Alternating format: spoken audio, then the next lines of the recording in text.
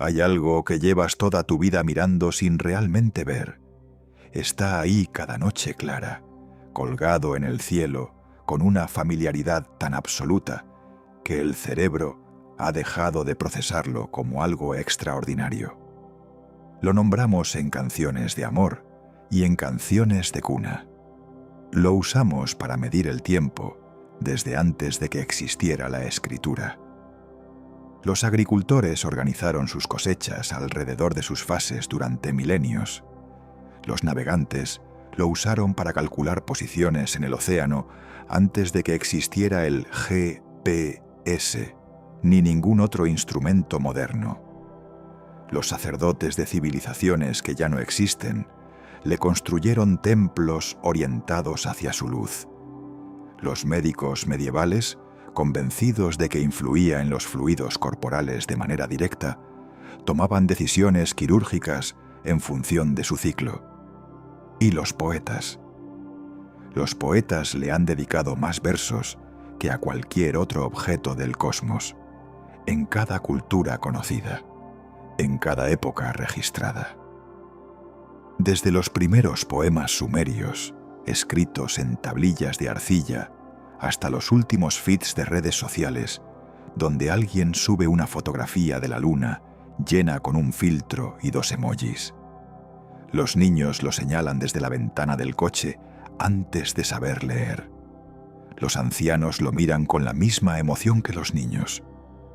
Hay algo en ese disco luminoso que activa en el cerebro humano una respuesta que parece anterior al lenguaje, anterior a la cultura, anterior a casi todo lo que nos hace reconociblemente humanos. La luna, el objeto más estudiado del cielo nocturno, el único mundo extraterrestre que los seres humanos han pisado con sus propios pies, el lugar del que trajimos 382 kilogramos de roca y suelo entre 1969 y 1972, analizados en los mejores laboratorios del planeta durante décadas, con todos los instrumentos disponibles en cada momento de los últimos 50 años. Creíamos conocerla. Creíamos conocerla de la manera en que crees conocer a alguien con quien has vivido toda la vida, con esa certeza tranquila y sin fisuras de quien ya no necesita verificar nada porque todo está confirmado y catalogado y entendido, con la comodidad de lo familiar, de lo que ya no puede sorprender porque ya lo hemos visto desde todos los ángulos posibles. Y entonces llegaron los datos de China. Y resultó que lo que conocíamos no era la luna. Era una fotografía pequeña, sesgada y parcialmente incorrecta de la luna, tomada en las condiciones más limitadas posibles, declarada verdad universal durante 50 años, y esperando pacientemente a que alguien llegara a los lugares correctos, con los instrumentos correctos, para demostrar cuánto quedaba por descubrir. Al final de este viaje, vas a entender por qué el modelo de la luna que aprendiste en la escuela es incompleto de maneras que cambian todo lo que creíamos saber. Vas a entender qué encontraron las ondas chinas en suelo que ningún instrumento había tocado jamás. Y vas a entender por qué los científicos que analizan esos datos están usando palabras como perturbador, inesperado e inexplicable, con una frecuencia que no se acostumbra en la literatura científica revisada por pares. Porque algo muy extraño está pasando en la luna. Y empieza con un problema que llevaba medio siglo esperando que alguien lo tomara en serio. En 1976, una sonda soviética llamada Luna 24 aterrizó en la superficie lunar, perforó el suelo, recogió 170 gramos de material y regresó a la Tierra. 170 gramos, menos del peso de un teléfono móvil. Y después de eso, silencio. Durante 44 años, la humanidad no trajo a la Tierra ni un solo gramo nuevo de suelo lunar. Todo nuestro conocimiento sobre la composición del satélite sobre su geología, sobre su historia volcánica, sobre los procesos químicos que ocurren en su superficie, quedó congelado en los datos de misiones realizadas en plena Guerra Fría, con instrumentos de medio siglo de antigüedad, analizados con técnicas que hoy parecen primitivas comparadas con las que tenemos disponibles. 44 años es un período de tiempo que merece ser procesado con cuidado y con toda la lentitud que merece. En 44 años, la humanidad desarrolló el Internet en todas sus formas actuales. El teléfono inteligente, desde su inexistencia hasta convertirse en el objeto más ubicuo de la civilización. La secuenciación del genoma humano completo, que tardó décadas en primera instancia y hoy puede hacerse en horas. Los telescopios espaciales Hubble, Spitzer, Chandra, Kepler y James Webb. Los aceleradores de partículas modernos, incluyendo el Gran Colisionador de Hadrones. Las técnicas de microscopía electrónica de alta resolución que permiten ver átomos individuales. Los algoritmos de inteligencia artificial. Los materiales de nueva generación, como el grafeno y los metamateriales. Las técnicas de análisis isotópico de precisión, que pueden datar materiales con una exactitud de millones de años a partir de muestras de miligramos. 44 años de revolución tecnológica completa, sin ninguna muestra lunar nueva que analizar con ninguna de esas nuevas herramientas. El problema más profundo era geográfico, y de una manera que resulta casi incómoda en retrospectiva. Todos los sitios de aterrizaje del programa Apolo, los 6 que tuvieron éxito entre 1969 y 1972, estaban agrupados en una franja relativamente pequeña alrededor del ecuador del lado visible de la Luna. Las misiones soviéticas tampoco se alejaron demasiado de esa zona de confort. Nadie aterrizó en los polos. Nadie aterrizó en el lado oculto. Nadie exploró las regiones montañosas del hemisferio sur, ni las cuencas de impacto más antiguas, ni las zonas volcánicas más jóvenes. Tomamos muestras de menos del 5% de la superficie lunar, y de ese 5%, el 90% corresponde a una sola región geológica. Y luego construimos un modelo global de la Luna basado en esos datos. Es como si los científicos de otro planeta enviaran una sola sonda a la Tierra, la aterrizaran en el centro del desierto del Sahara, recogieran unas muestras de arena, tomaran unas fotografías del paisaje árido y sin vida y regresaran a casa con la conclusión de que la Tierra es un mundo completamente seco y sin vegetación. Y esa conclusión se publicara en todos los libros de texto y se enseñara en todas las escuelas y se usara como base para todos los modelos subsiguientes durante medio siglo. Eso es exactamente lo que hicimos con la Luna. Y China lo sabía. La estrategia espacial lunar de China no fue una reacción impulsiva ni una carrera apresurada para competir con otros programas. Fue un plan de 3 fases, diseñado a lo largo de 20 años, con una lógica de ingeniería que en retrospectiva tiene la claridad de algo que solo puede verse así cuando ya ha funcionado. La primera fase fue de observación pura, sin aterrizajes, sin muestras, sin banderas clavadas en el suelo. Solo ojos. Las sondas Chang'e 1 y Chang'e 2, lanzadas en 2007 y 2010, orbitaron la Luna durante meses, creando mapas tridimensionales de alta resolución de toda la superficie, incluyendo los polos, incluyendo el lado oculto, incluyendo cada región que el Apolo y los soviéticos habían ignorado. Mapas que identificaron no solo la topografía, sino las anomalías geológicas, las zonas de interés científico máximo, los puntos donde la historia de la Luna parecía diferente de lo que el modelo estándar predecía. La segunda fase fue de aterrizajes. Y aquí China hizo algo que ninguna otra nación había logrado técnicamente. En 2019, la sonda Chang'e 4 aterrizó en el lado oculto de la Luna. En el cráter von Karman, una estructura de impacto dentro de la cuenca Polo Sur-Aitken, una de las regiones más antiguas y geológicamente interesantes del satélite. Nunca antes ningún objeto humano había tocado ese hemisferio.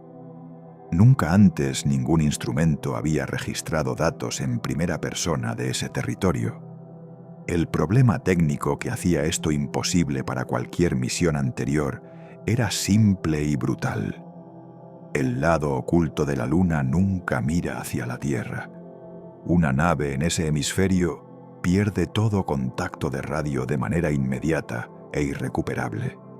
No hay manera de comunicarse con ella, ni de recibir datos, ni de enviar comandos, si no tienes algo en el espacio que actúe como intermediario. China resolvió esto lanzando primero el satélite Keqiao, un relé de comunicaciones colocado en una órbita halo específica que le permite ver simultáneamente el lado oculto de la Luna y las estaciones en la Tierra. Un espejo en el cielo. Un mensajero que traduce entre los dos lados del mundo que nunca se ven el uno al otro. Con esa infraestructura en su lugar, Chang'e 4 aterrizó. Y el rover Yutu 2 comenzó a explorar un territorio que ninguna civilización había pisado antes. Realizó el primer experimento biológico en suelo lunar. Semillas de algodón que germinaron brevemente en un módulo hermético sellado, produciendo los primeros brotes vivos en la historia de la exploración lunar, antes de que la noche lunar, con su caída de temperatura a casi 180 grados bajo cero, terminara el experimento. Frágil, breve, pero real. Vida creciendo en la Luna. La tercera fase fue la más crítica científicamente. El retorno de muestras. En diciembre de 2020, la sonda Chang'e 5 aterrizó en una región volcánica del lado visible llamada Oceanus. Procellarum, el océano de las tormentas, una zona que los mapas orbitales habían identificado como sospechosamente más joven que cualquier sitio del programa Apolo. Perforó el suelo, recogió casi 2 kilogramos de material y regresó a la Tierra. 44 años de sequía científica terminaron en una noche de diciembre con una cápsula ardiendo en la atmósfera sobre Mongolia. Lo que los científicos encontraron dentro cambió el modelo de la Luna de una manera que nadie tenía preparada completamente. Pero aquí es donde la física se vuelve perturbadora de una manera que nadie esperaba. Porque el primer descubrimiento no fue algo espectacular que requiriera una nueva teoría del cosmos. Fue algo que estaba literalmente a los pies de todos los astronautas del Apolo, en el polvo que pisaban con cada paso, y que nadie había analizado correctamente durante 50 años. Polvo de luna.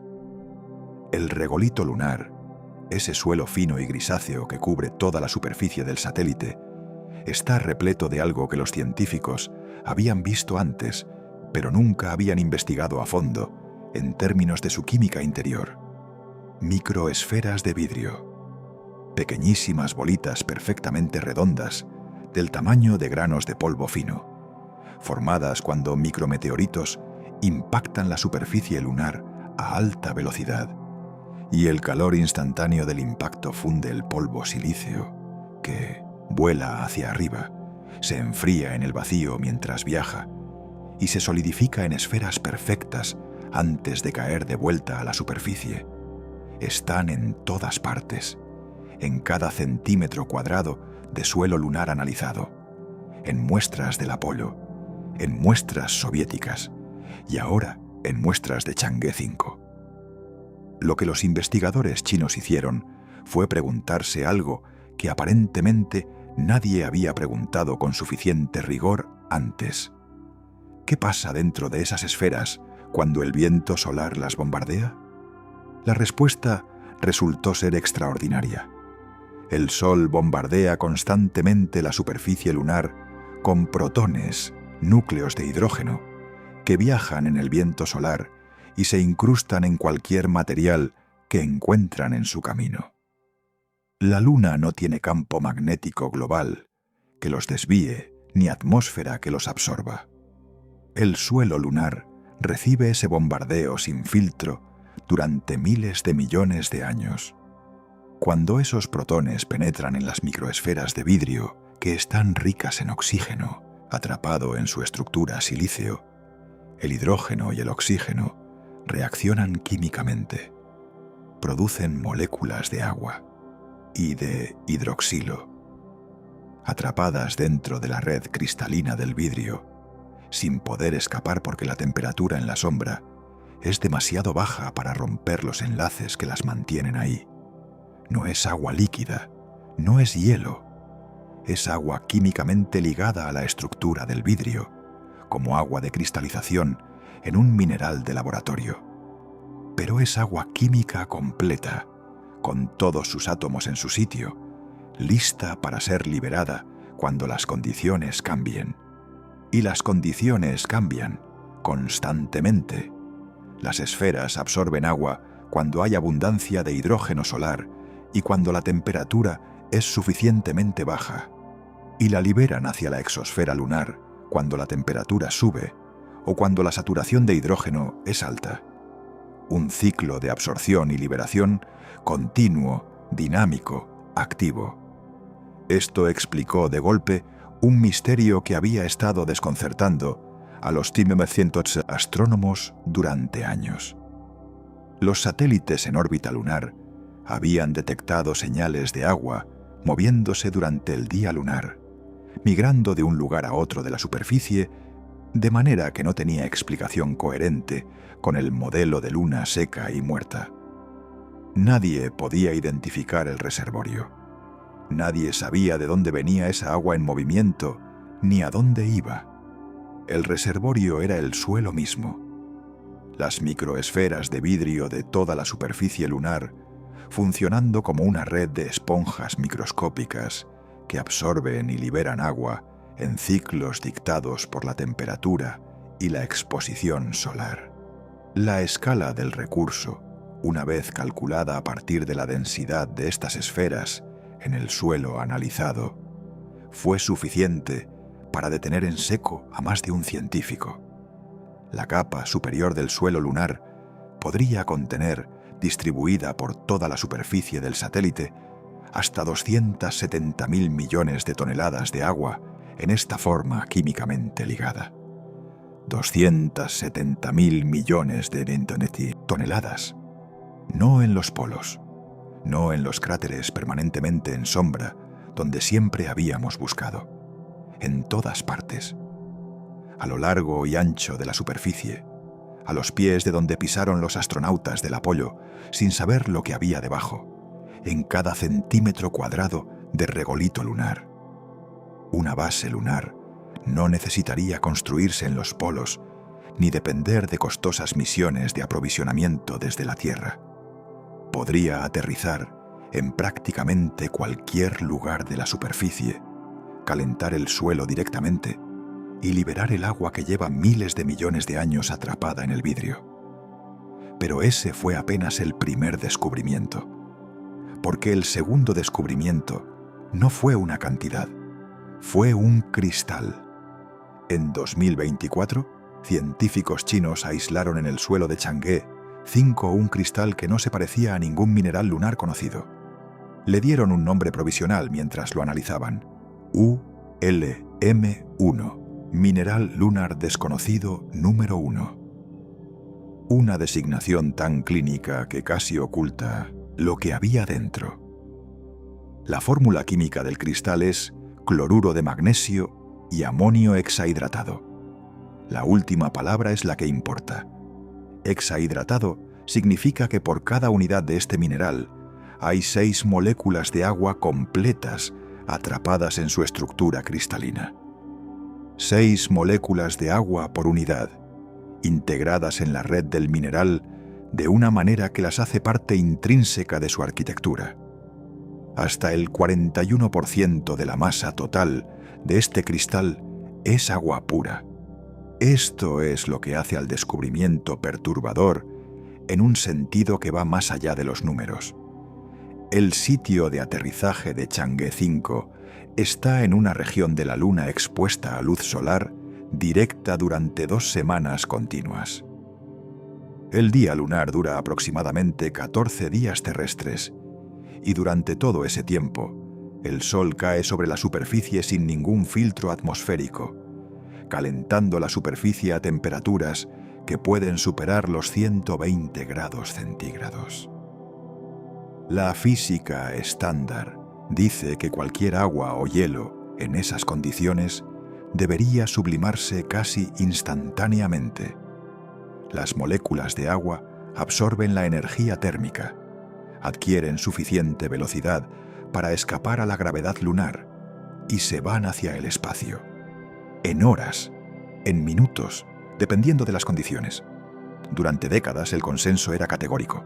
La superficie iluminada de la Luna es absolutamente seca. No puede haber agua allí. La física no lo permite. ULM-1 prueba que esa conclusión era incorrecta. El agua en este mineral es estable porque está encajonada dentro de la red cristalina de la sal de una manera que la física estándar de la superficie lunar no había considerado.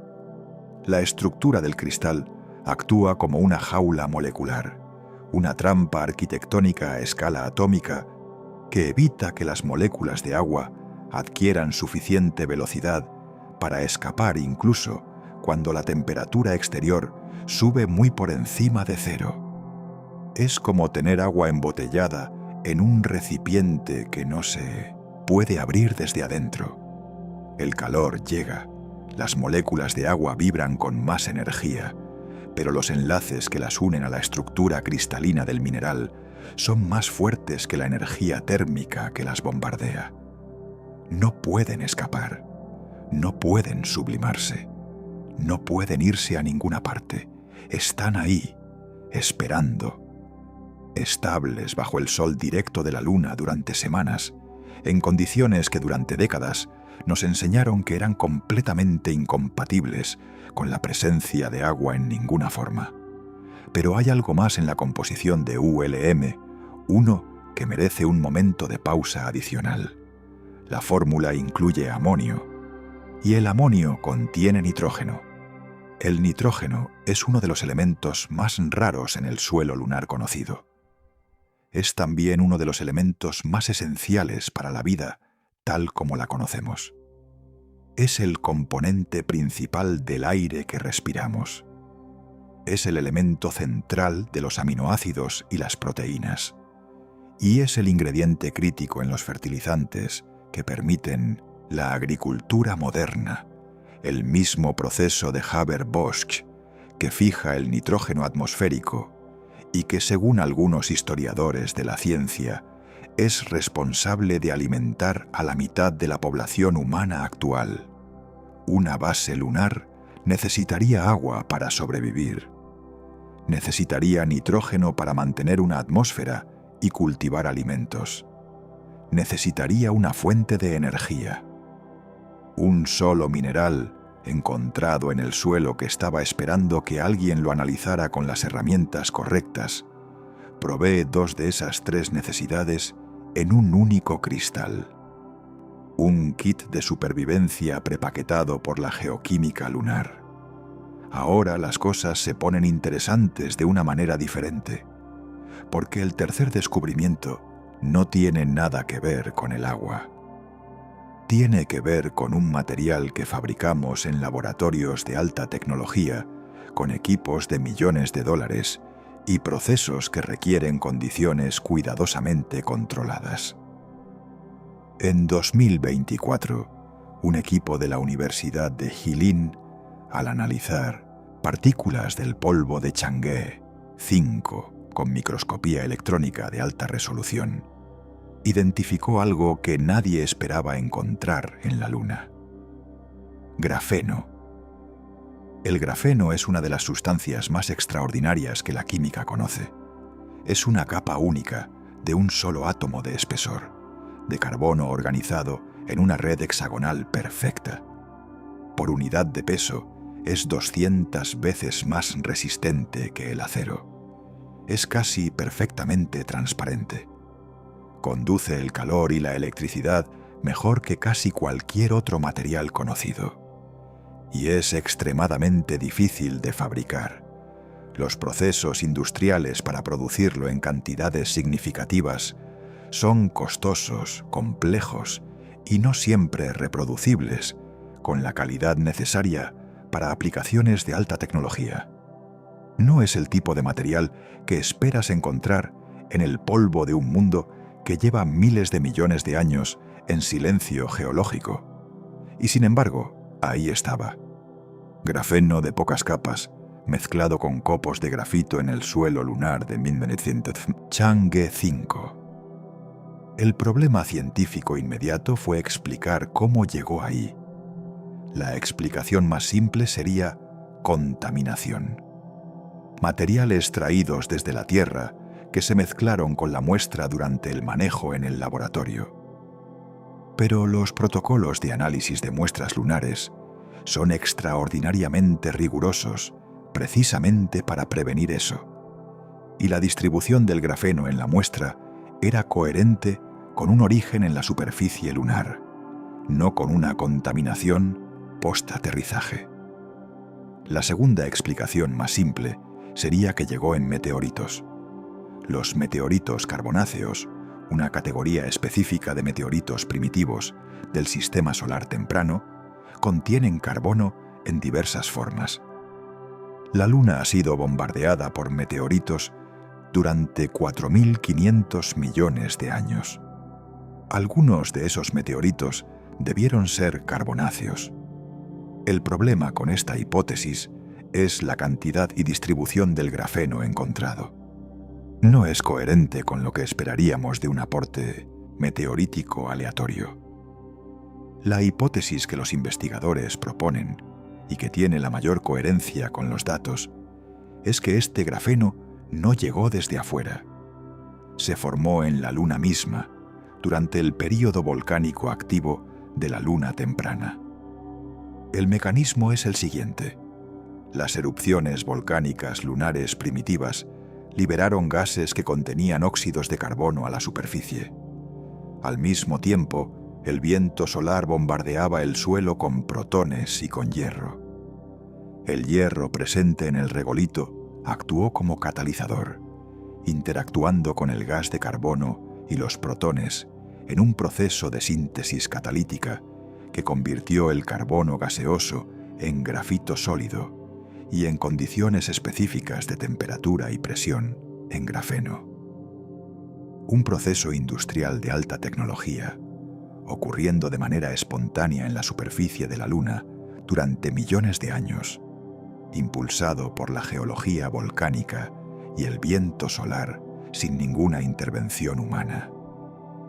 Si esta hipótesis es correcta, implica algo con consecuencias prácticas enormes.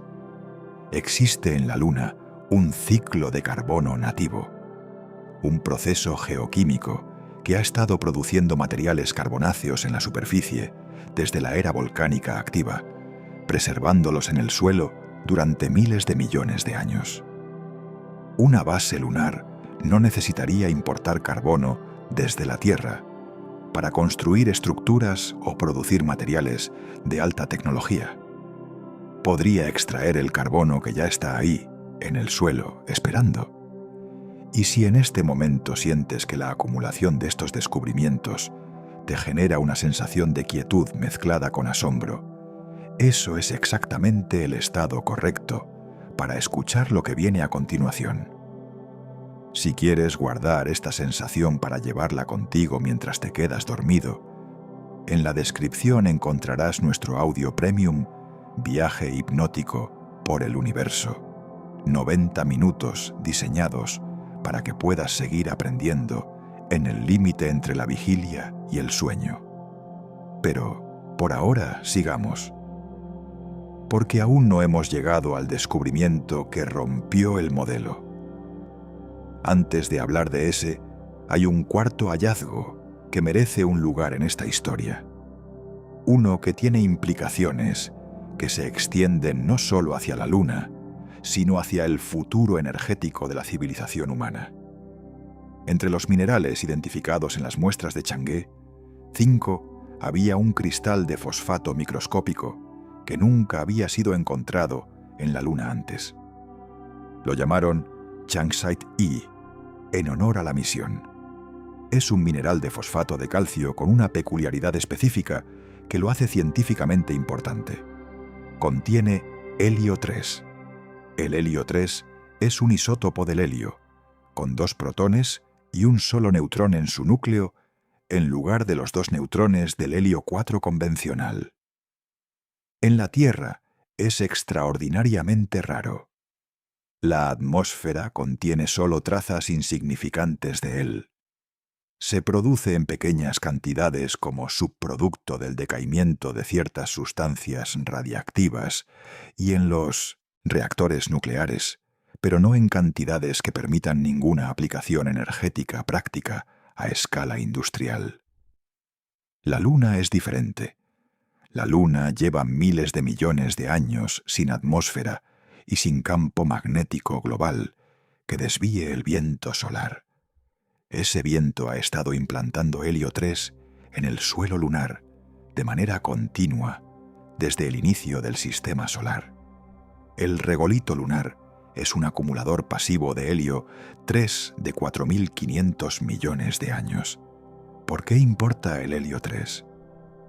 La fusión nuclear, el proceso de unir núcleos atómicos ligeros para liberar energía, la misma reacción que hace brillar al Sol, es la tecnología energética que la humanidad lleva décadas intentando dominar para producir energía limpia y prácticamente ilimitada. La fusión convencional, la que más cerca estamos de lograr con tecnología actual, usa deuterio y tritio como combustible y produce neutrones como subproducto. Esos neutrones activan los materiales del reactor y crean problemas de radioactividad que complican el diseño y la operación. La fusión de helio 3 con deuterio, la reacción alternativa que a los físicos les encanta teóricamente, aunque aún no hayamos demostrado que sea viable a escala industrial, no produce neutrones como subproducto principal. Produce protones, que son mucho más fáciles de manejar y no activan los materiales del reactor. Energía de fusión sin los problemas principales de radioactividad. Si la fusión de helio 3 resulta ser técnicamente viable a escala industrial, la Luna tiene suficiente helio 3 implantado en su regolito para cubrir las necesidades energéticas de la civilización humana durante siglos. Pero todo esto, el agua en las microesferas, el cristal de ULM1, el grafeno, el helio 3, fueron descubrimientos importantes, pero ninguno de ellos rompió el modelo de la Luna de manera fundamental. Eran sorpresas dentro del marco de lo conocido, cosas que no esperábamos, pero que podíamos integrar sin tener que tirar todo a la basura. Lo que rompió el modelo llegó con Chang'e 6. Y para entender por qué Chang'e 6 fue diferente, necesitas saber algo sobre la Luna, que probablemente no te enseñaron con suficiente énfasis. La Luna tiene 2 caras que son, geológicamente hablando, casi 2 mundos diferentes. El lado visible, el que mira permanentemente hacia la Tierra por el efecto del bloqueo gravitacional, tiene grandes planicies basálticas oscuras llamadas mares, que son el resultado de erupciones volcánicas antiguas que llenaron cuencas de impacto con lava. Esas regiones oscuras son lo que ves cuando miras la luna llena y distingues la cara del hombre en la luna, o el conejo, dependiendo de tu cultura. El lado oculto El que nunca vemos desde la Tierra es completamente diferente. Está lleno de cráteres de impacto, muy accidentado, con muy pocos mares basálticos. Su corteza es significativamente más gruesa que la del lado visible, en algunos lugares decenas de kilómetros más gruesa. Esta asimetría es uno de los grandes misterios no resueltos de la ciencia planetaria. ¿Por qué los dos hemisferios de un mismo cuerpo son tan diferentes? Sigue siendo un tema activo de investigación y debate. En junio de 2024, tras años de preparación, y con el satélite de retransmisión Queqiao-2 en su órbita halo, la sonda Chang'e 6 aterrizó en la cuenca Polo Sur Aitken, en el lado oculto de la Luna.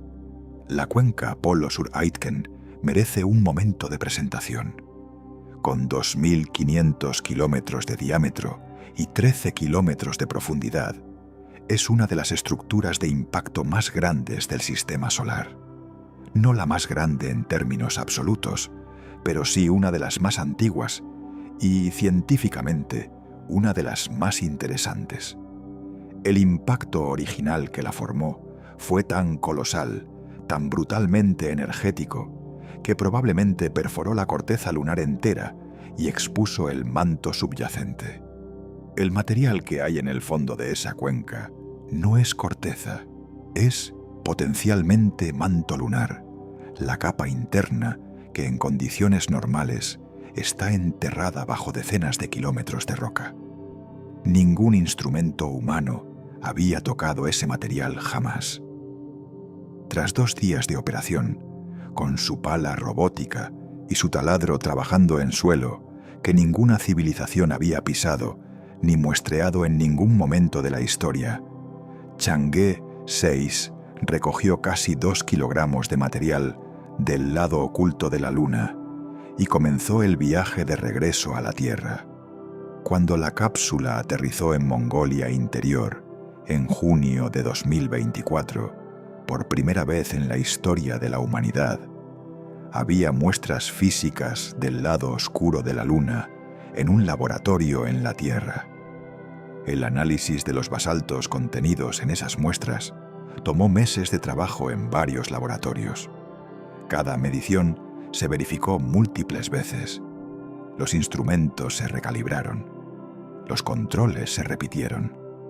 No porque los científicos desconfiaran de sus equipos, sino porque los números eran suficientemente sorprendentes como para justificar un nivel de cautela excepcional antes de publicar. Cuando los resultados de la datación radiométrica estuvieron finalmente disponibles y verificados, los geólogos planetarios tuvieron que leer los números más de una vez. Los volcanes del lado oculto de la Luna estaban activos hace aproximadamente 2.800 millones de años. Para entender por qué este número es tan perturbador, necesitas saber cómo funciona el enfriamiento de los cuerpos planetarios. Los planetas y satélites se forman calientes. El calor de los impactos de acreción durante la formación, sumado al calor del decaimiento de elementos radiactivos atrapados en el interior, los hace arder en su interior durante un tiempo. Pero ese calor se pierde gradualmente hacia el espacio, y la velocidad a la que se pierde depende principalmente del tamaño del cuerpo. Un cuerpo grande tiene mucho volumen en relación a su superficie. El calor interior tiene que viajar mucho para llegar a la superficie y escapar. Se enfría lentamente. Un cuerpo pequeño tiene poco volumen en relación a su superficie. El calor escapa más rápidamente. Se enfría más deprisa. La Luna es pequeña, menos de 1/3 del diámetro de la Tierra. Mucho menos volumen. Mucho menos calor inicial atrapado. Se suponía que debía haberse enfriado y muerto geológicamente muy temprano en su historia. Los modelos estándar, basados en los datos del Apolo y en la física del enfriamiento planetario, predicaban que la actividad volcánica lunar alcanzó su punto máximo entre 3.500 y 4.000 millones de años atrás, y luego se fue apagando hasta extinguirse completamente. Había una excepción conocida. Las muestras de Chang'e 5, del lado visible, mostraron volcanismo tan reciente como hace 2.000 millones de años. Pero eso tenía una explicación relativamente cómoda. El lado visible de la Luna tiene una concentración anómala de elementos radiactivos que los geólogos llaman terreno K-RIP, potasio, tierras raras y fósforo. Estos elementos son radiactivos, decaen y generan calor. Actuaron como un calentador interno localizado en el lado visible, manteniéndolo geológicamente activo más tiempo de lo que la física sola explicaría. El lado oculto no tiene ese calentador interno. Su composición es diferente. Su corteza es más gruesa, lo que actúa como una tapa pesada que suprime el volcanismo en lugar de facilitarlo. Sin la ventaja del terreno CRIP y con una corteza más difícil de atravesar, el lado oculto debería haberse apagado antes que el lado visible. Mucho antes. Podría ser miles de millones de años más antiguo, geológicamente, que los 2.000 millones de años que ya nos sorprendieron en el lado visible. Las muestras de Chang'e 6 dicen 2.800 millones de años. El manto del lado oculto de la Luna estaba produciendo erupciones volcánicas hace 2.800 millones de años. Una corteza más gruesa. Sin el calentador radiactivo del terreno CRIP, casi 1 millar de millones de años después de lo que cualquier modelo teórico previo predecía. Algo mantuvo ese interior caliente, algo que los modelos no incluían, que los datos del Apolo no podían sugerir, porque el Apolo nunca estuvo cerca del lado oculto, que ningún instrumento había podido detectar antes de que China aterrizara en la cuenca Polo Sur Aitken y trajo de vuelta 2 kilogramos de evidencia física. Los científicos proponen varias hipótesis. Quizás la convección del manto lunar era más eficiente de lo que los modelos asumían, redistribuyendo el calor de manera más uniforme a través del interior. Quizás los elementos radiactivos, aunque menos concentrados que en el terreno CRIP, seguían aportando suficiente calor para mantener la actividad más tiempo. Quizás hubo un episodio de calentamiento por impacto de gran escala que no estaba en los registros geológicos anteriores. Ninguna de estas hipótesis tiene aún el apoyo suficiente para ser declarada la explicación. Lo que sí está claro es que la Luna, el objeto que creíamos conocer mejor de todo el cosmos después de la Tierra, tenía un motor interno más robusto, más persistente y más complejo de lo que nuestros mejores modelos teóricos habían predicado. La Luna no era el fósil geológico que describían los libros de texto.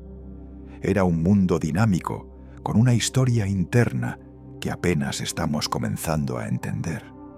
Y hay un problema aún mayor que nadie menciona cuando se presentan estos resultados en los titulares de divulgación científica.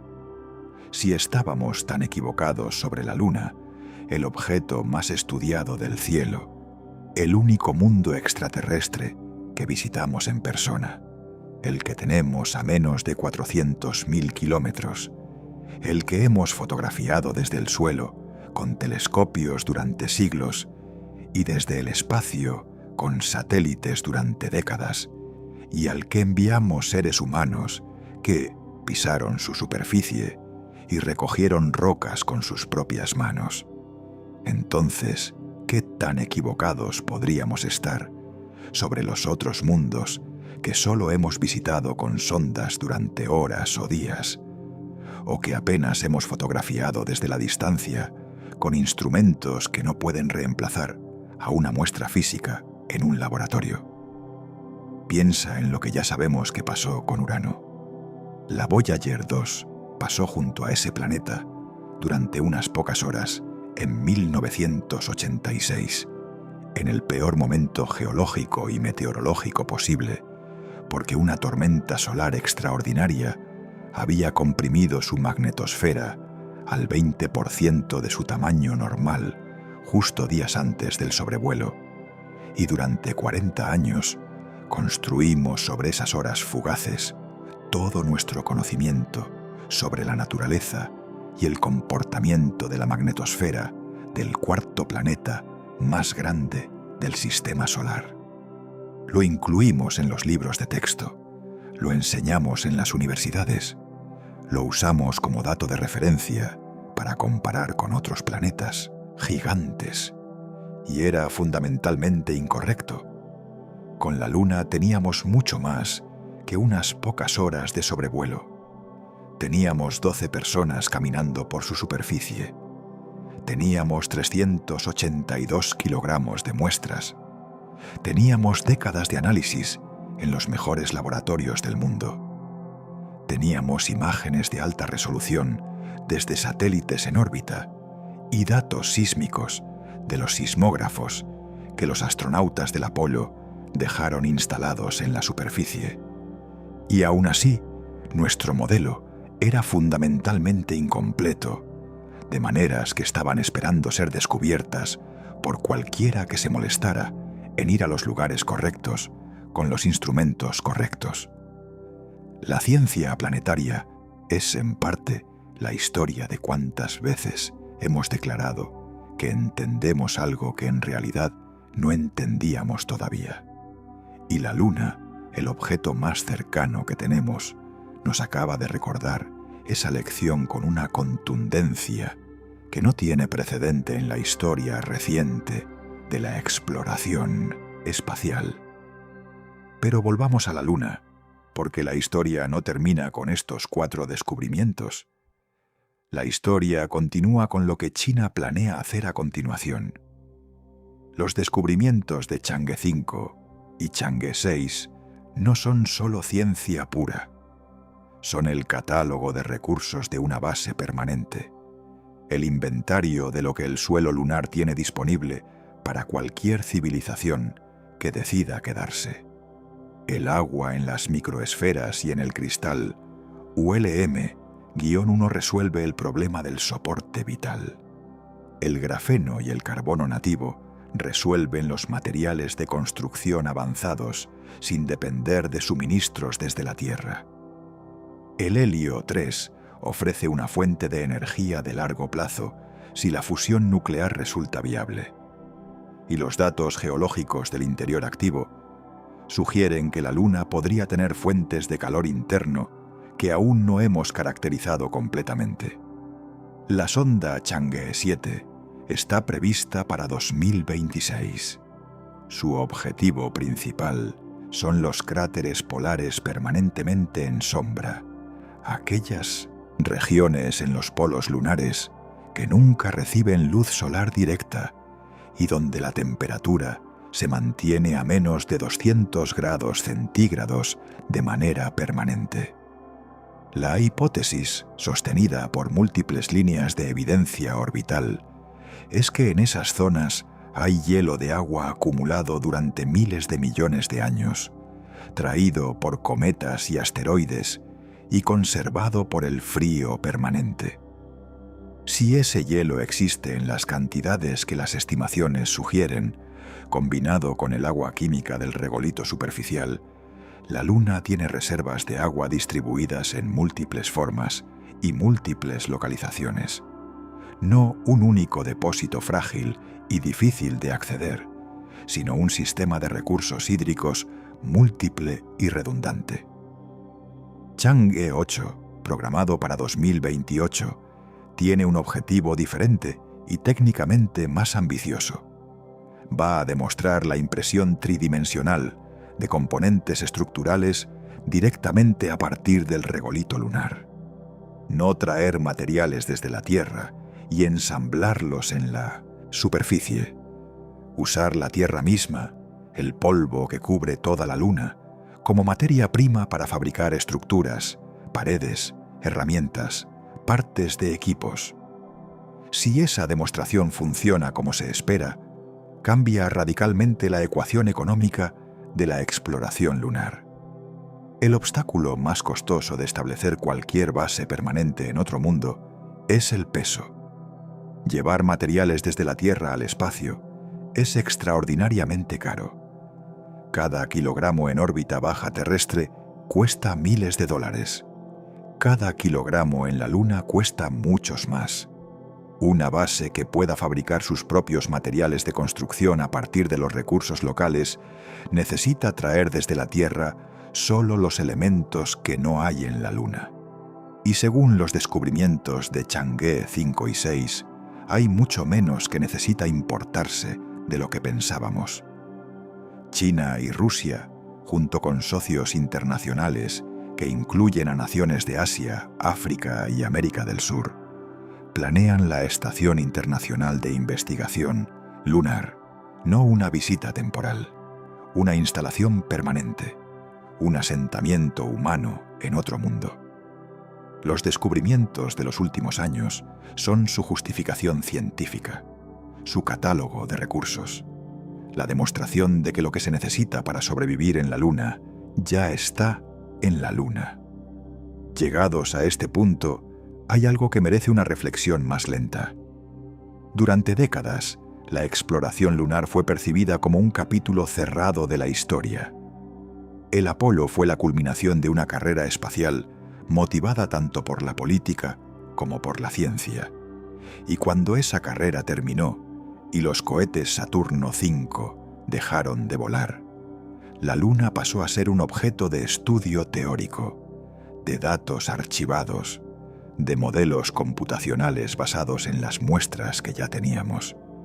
La narrativa implícita era que la habíamos entendido, que habíamos ido, habíamos explorado, habíamos recogido lo necesario, y ya no había mucho más que descubrir que justificara el enorme costo y complejidad de volver allá de nuevo con nuevas misiones, nuevos rovers, nuevas tecnologías de aterrizaje y retorno de muestras. Esa narrativa era incorrecta, de una manera que hoy resulta difícil de exagerar. No porque la ciencia del Apolo fuera mala, era extraordinaria para su época y sentó las bases de todo lo que vino después, sino porque la Luna es genuinamente compleja, mucho más compleja de lo que 50 años de tecnología post-Apolo podían revelar sin ir a los lugares correctos. Tiene una geología que aún no terminamos de entender. Tiene química que solo los instrumentos del siglo XXI podían detectar. Tiene historia interna que solo puede leerse si tienes muestras del lado correcto, no del lado conveniente. Y si eso es verdad para la Luna, el objeto que teníamos más cerca y más estudiado, entonces la lección que nos deja es universal. La Luna que conocíamos en los años 70 era, en términos de lo que creíamos saber sobre ella, completamente diferente de la Luna que conocemos ahora. La Luna de los libros de texto de 1975 era seca, muerta, geológicamente extinguida, desde hace más de 3.000 millones de años, químicamente simple, sin ciclos activos de ningún tipo, sin reservas de recursos que pudieran ser útiles para ningún propósito humano práctico. Un destino hermoso y científicamente interesante, pero esencialmente estéril. La Luna de 2025 tiene ciclos de agua activos que involucran el suelo entero como reactor geoquímico. Tiene minerales que almacenan agua estable bajo luz solar directa, con concentraciones de hasta el 41% de su masa. Tiene carbono nativo en formas de alta tecnología. Tiene helio 3 implantado en cada centímetro de regolito. Tiene una historia volcánica que continuó activa casi 1 millar de millones de años más de lo que predecían todos los modelos teóricos. Tiene un lado oculto que es geológicamente diferente al lado visible, de maneras que ningún modelo pre-China había podido caracterizar por falta de muestras físicas. Tiene, en otras palabras, exactamente lo que necesita una civilización para construir una presencia permanente en ella. No es casualidad, es consecuencia. La Luna se formó con el sistema solar, acumuló recursos durante miles de millones de años de viento solar y bombardeo meteorítico, y conservó esos recursos en el frío y el vacío del espacio, hasta que nosotros llegamos con los instrumentos correctos para encontrarlos.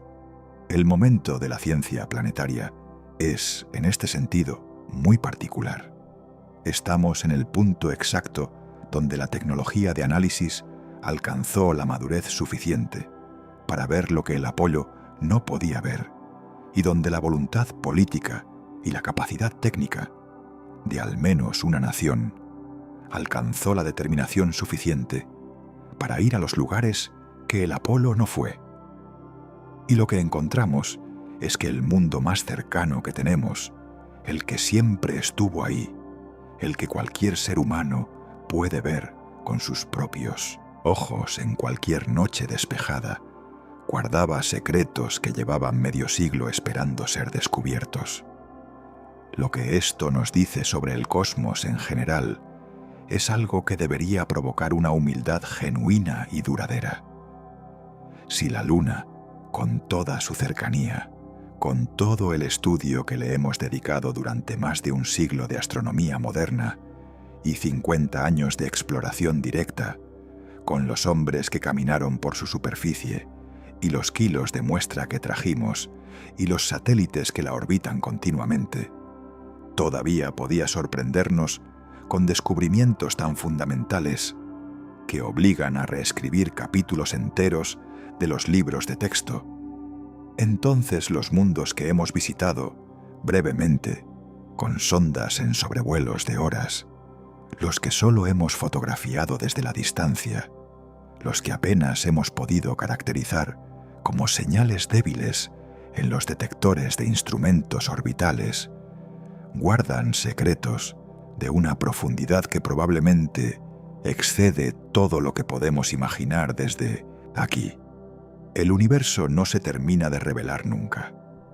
Cada vez que pensamos que hemos entendido algo suficientemente bien, que el modelo es correcto y el debate está cerrado y las preguntas fundamentales están respondidas, la próxima misión, el próximo instrumento, el próximo gramo de muestra traído del lugar correcto con los instrumentos correctos, demuestra que había una capa más de complejidad esperando debajo, no como un fracaso de la ciencia anterior, sino como la consecuencia inevitable de que la realidad es genuinamente más compleja de lo que cualquier modelo puede capturar completamente.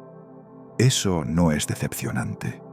Es la mejor noticia posible para cualquiera que quiera que el universo siga siendo un lugar que valga la pena explorar. Significa que nunca vamos a llegar a un punto donde todo esté entendido y no haya más preguntas que hacer.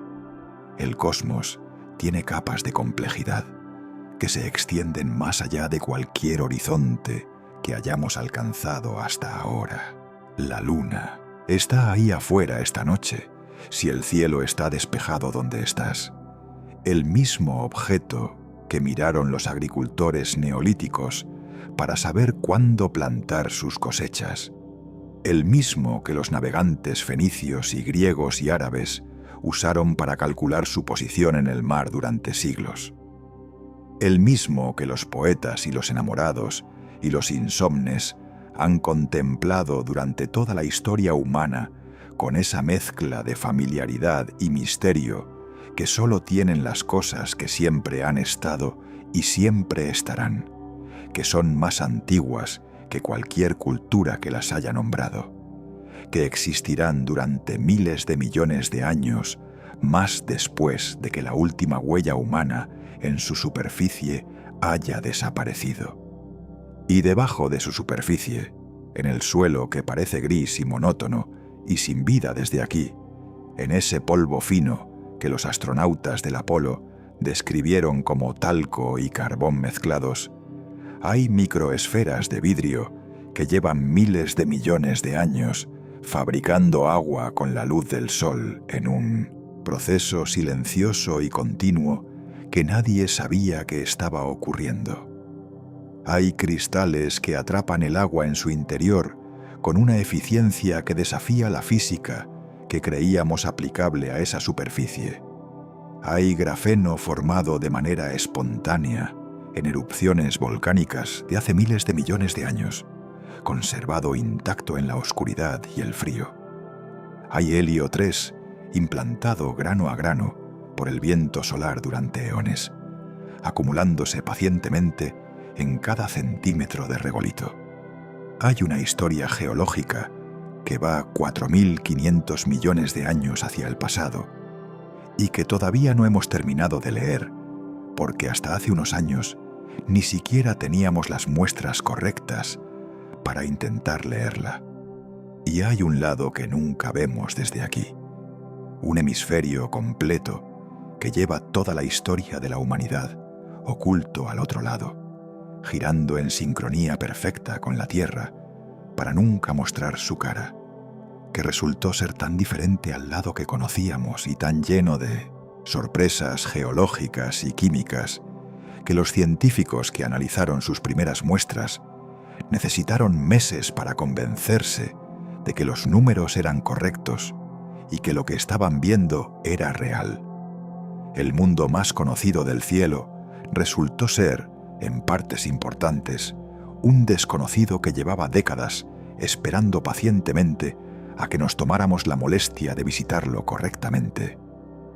Eso debería hacernos más curiosos, no menos, más dispuestos a cuestionar los consensos que declaramos cerrados, más humildes frente a la verdadera complejidad de los mundos que nos rodean, más convencidos de que la exploración no es un capítulo que se escribe y se archiva, sino un proceso continuo que siempre tiene una página más que escribir en los lugares que todavía no hemos visitado con los instrumentos correctos.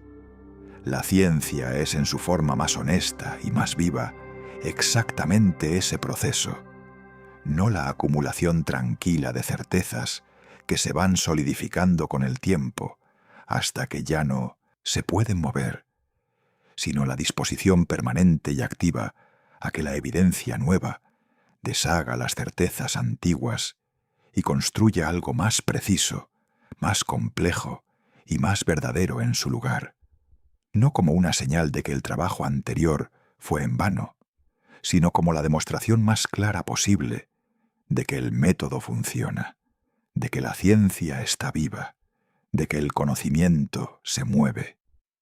La luna nos acaba de dar una lección extraordinaria sobre eso.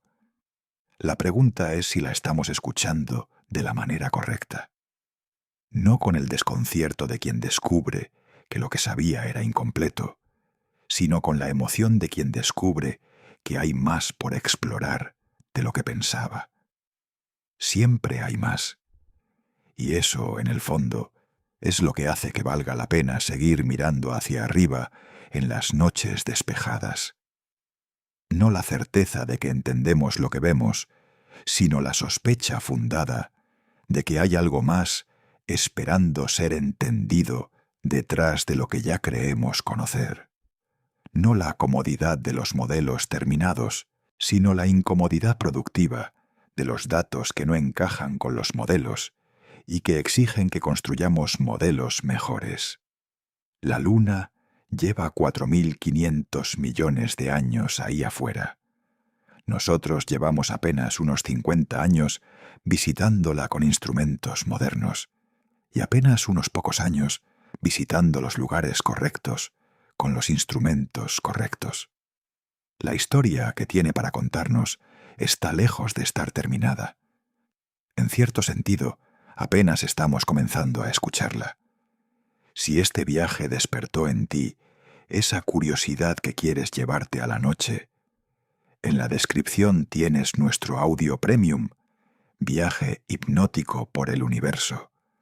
90 minutos de ciencia y relajación para seguir aprendiendo sobre el cosmos mientras te quedas dormido. Es la manera de que esta conversación no termine cuando cierras los ojos. Hasta la próxima noche.